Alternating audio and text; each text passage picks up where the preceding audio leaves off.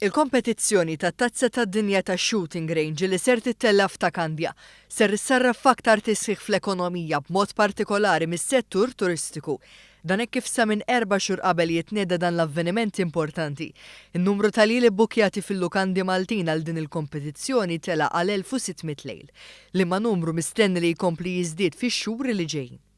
Is-Segretarju Parlamentari għall-Isport Clifton Grima qal li din ix-shooting range li għadha fi stadju ta' kostruzzjoni diġà qed tiġbed interess minn bosta għaqdiet sportivi internazzjonali.